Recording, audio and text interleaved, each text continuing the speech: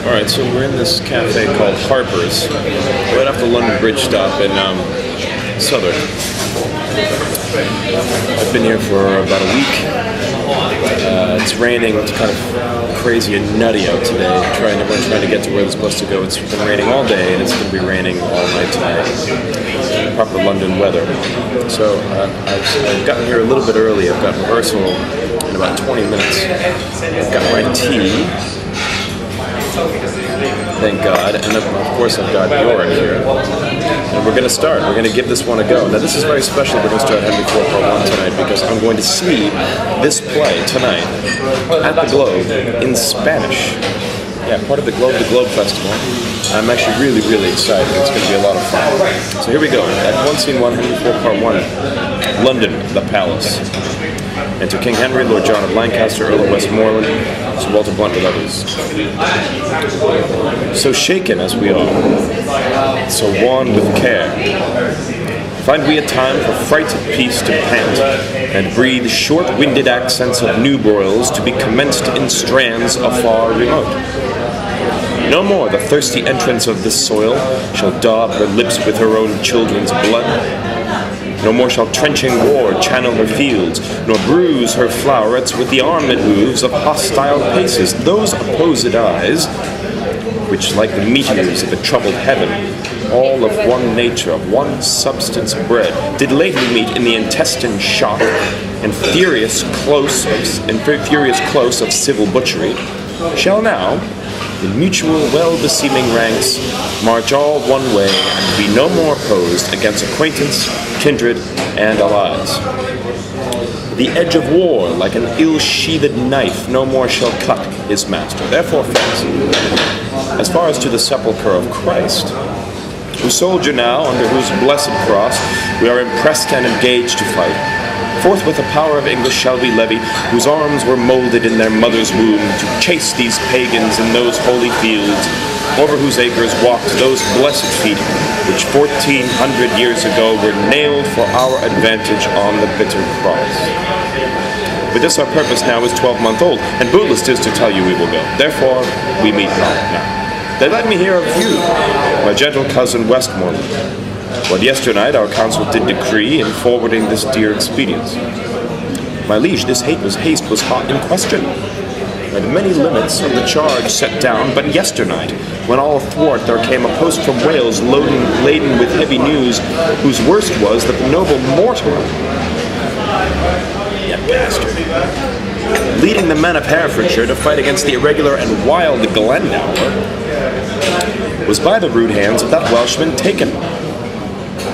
1,000 of his people butchered, upon whose dead corpse there was such misuse, such beastly, shameless transformation by those Welshmen done, as may not be without much shame retold or spoken of.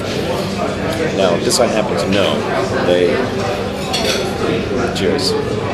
They cut off the Welsh women cut off the men's noses, the dead men's noses, and put them inside their buttocks.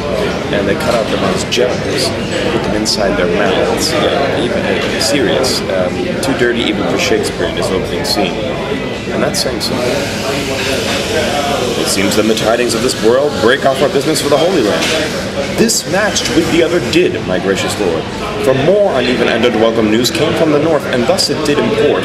On Holyrood Day, the gallant Hotspur there, young Harry Percy, and the brave Archibald, that ever valiant and approving Scot, at Holmdon met, where they did spend a sad and bloody hour, as by discharge of their artillery in shape of likelihood the news was told. For he that brought them, in the very heat and pride of their contention, did take horse, uncertain of the issue anyway.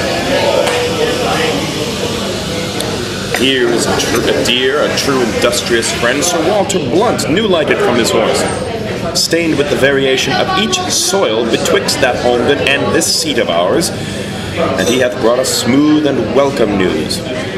The Earl of Douglas is discomfited. 10,000 bloody Scots, 10,000 bold Scots, 22 knights, balked in their own blood, did Sir Walter see on Holmdon's plains. Of prisoners, Hotspur took Mordache, Earl of Fife, and eldest son to beaten Douglas and the Earl of Athol. Of Murray, Agnes, and Menteith. And is not this an honorable spoil, a gallant prize? Ha, cousin, is it not? Faith, it is a conquest for a prince to boast of. Yea. Here thou makest me sad. Makes me sin in envy that my lord Northumberland should be the father of so blessed a son who is the theme of honest tongue, amongst a grove the very straightest plant, who is sweet fortune's minion and her pride, whilst I, by looking on the praise of him, see riot and dishonor stain the brow of my young Harry. Oh, that it could be proved that some night-tripping fairy had exchanged in cradle clothes our children where they lay. Called mine, Percy, his Plantagenet. Then would I have his Harry and he mine, but let him from my thoughts. What think you, cousin, of this young Percy's pride? The prisoners which he in this adventure hath surprised, to his own use he keeps, and sends me word I shall have none but Mordache, Earl of Fife. This is his uncle's teaching. This is Worcester. Malevolent to you in all aspects, which makes him prune himself and bristle up the crest of youth against your dignity. But I have sent for him to answer this, and for this cause, a while we must neglect our purpose to Jerusalem. Cousin, on Wednesday next our council we will hold at Windsor, so inform the lords. But come yourself with speed to us again, for more is to be said and to be done than out of anger can be uttered. I will, my liege.